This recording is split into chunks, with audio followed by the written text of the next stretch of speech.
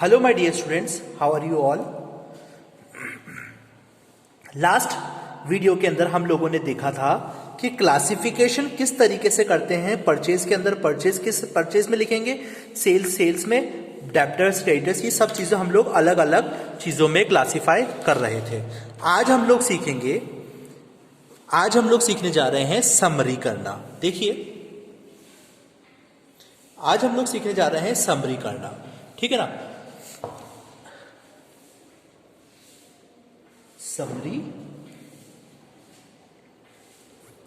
Summarise करना। देखिएगा, आप लोगों ने देख लिया था कि हम लोग सेल्स को सेल्स बुक में डाला था। जितनी भी सेल्स है, सेल्स हो गई, सेल्स। सपोज करें हम लोगों ने टोटल सेल्स निकाल ली थी 80,000 रुपीज की टोटल सेल्स हम लोगों ने निकाल ली थी। वहीं हम लोग बात करेंगे परचेज बुक की, ठीक है। परचेज बुक के अंदर भी हम लोगों ने यही चीज करी थी। कि सारी परचेज लिखी थी, परचेज सारा लिखा था, ठीक है ना। वो परचेज हम लोगों ने लिखी थी 90,000 रुपीज की, ठीक है। तो हम लोगों को इससे ये पता चला, हम लोगों ने इसको समरी, हम लोगों को एक एक चीज नहीं रखनी पड़ेगी, ठीक है ना। हम लोगों को ये पता चलेगा साल भर के एंड के अंदर कि टोटल सेल्स पूरे ईयर के अंदर कितनी हुई थी। वो हुई थी टोटल 80,000 रुपीज की। वहीं अगर मैं टोटल परचेज की बात करूं, टोटल परचेज कितनी हुई थी पूरे ईयर के अंदर, वो हुआ था 90,000, ठीक है। अब हम लोगों को पूरे ईयर के अंदर ये चीज तो पता चल गई, ठीक है ना। ये पूरे ईयर के अंदर हम लोगों को क्या हुआ था, प्रॉफिट हुआ था या फिर लॉस हुआ था, ये हम लोगों को पूरे साल भर के अंदर पता चल गया। अब हम लोग इसको एक अलग स्टेटमेंट के अंदर हम लोग बनाएंगे, जो कि होता है ट्रेडिंग अकाउंट, ठीक है। एक होता है ट्रेडिंग अकाउंट, दूसरा होता है प्रॉफिट एंड लॉस अकाउंट, और थर्ड होता है बैलेंस शीट। ये आप लोगों के चैप्टर 17 और 18 चैप्टर के अंदर होगा। ये आपको पूरा एक चैप्टर 15 का पूरा एक चैप्टर मिलेगा, 13 या अप्रॉक्स 15 होगा, ठीक है। तो हम लोग इस पूरी समरी को, पूरे बिजनेस ट्रांजैक्शन को हम लोग ये सीखेंगे कि क्या क्या चीजें पूरे साल भर में हुई है, और ये जो समराइज करेंगे ये हम लोग ये ट्रेडिंग के अंदर करेंगे कि पूरा ट्रेडिंग कितना हुआ है पूरे ईयर में, पूरा प्रॉफिट कितना हुआ है पूरे ईयर में, ठीक है।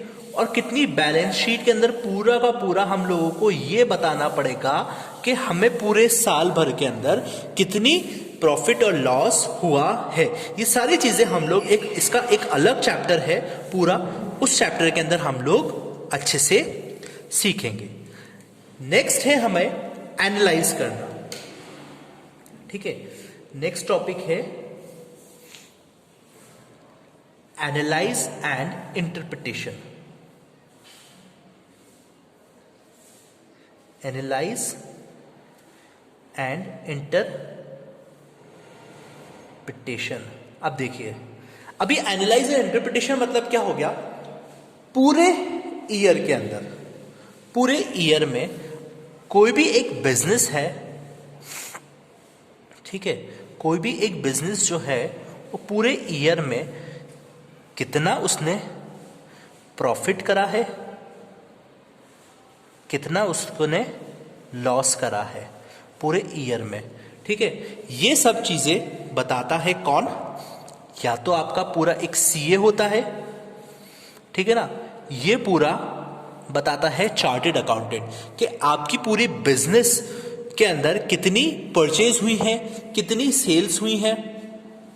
ये सब चीजें होने के बाद आपके पूरे बिजनेस में कितनी प्रॉफिट हुआ है या फिर लॉस हुआ है, ये पूरा का पूरा डिक्लेरेशन कौन करता है, एनालाइज कौन करता है, ये करता है चार्टेड अकाउंटेंट करता है, ठीक है ना।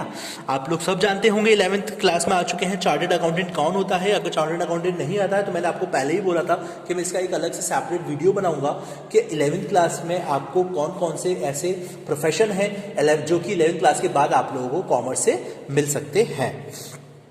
ठीक है बच्चों, अब इसके बाद हम लोग नेक्स्ट टॉपिक पढ़ेंगे जो कि है हमारा कम्युनिकेटिंग टू यूजर।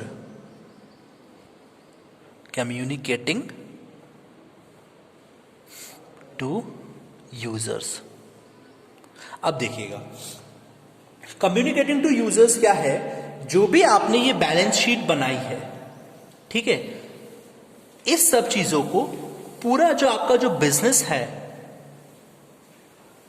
बिजनेस के अंदर क्या आपका प्रॉफिट हुआ पूरे साल भर और कितना आपका लॉस हुआ, कितना आपका एक्सपेंस हुआ, ये सारी चीजों की जानकारी किसको देनी पड़ती है, अपने यूजर्स को देनी पड़ती है।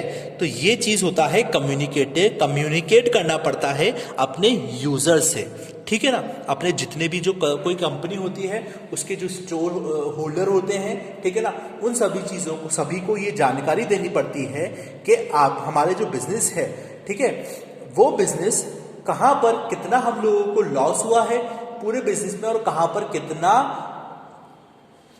प्रॉफिट हुआ है। ये सारी की सारी इंफॉर्मेशन जो होती है वो किसको देनी पड़ती है, यूजर्स को। ठीक है, आई थिंक आप लोगों को ये चीज समझ में आया होगा। ठीक है, तो अब हम लोगों को ये चीज समझ में आई कि इसके जो है मीनिंग और जो प्रोसेस होती है अकाउंटिंग की जो मीनिंग और जो प्रोसेस होती है उसको हम लोगों को याद करने का तरीका क्या है। वो याद करने का तरीका है आई से बताया क्या था मैंने, आप बता सकते हैं मुझे। आई से हम लोगों को बताया था identification of business transaction. Identify करना, आइडेंटिफिकेशन ऑफ बिजनेस ट्रांजैक्शन। ठीक है, सेकेंड प्रोसेस हम लोगों ने सीखी थी आई एम मतलब क्या था, मनी टर्म्स।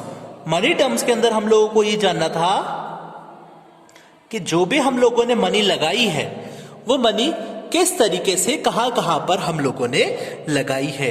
क्या थी, measurement of money terms. Second था, थर्ड था हमारा, थर्ड क्या था, रिकॉर्डिंग।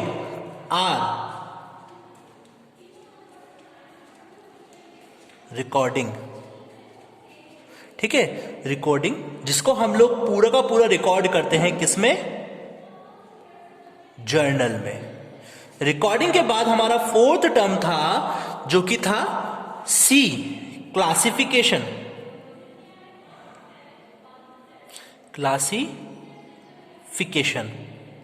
जिसको हम लोग करते हैं हमारी लेजर बुक के अंदर, ठीक है ना। नेक्स्ट था हमारा फिफ्थ एस, समरी करना, ठीक है ना, जो कि था पूरा समराइज करना। एस जो कि अभी अभी हम लोगों ने सीखा था, समराइज करना। नेक्स्ट था ए, एनालाइज करना।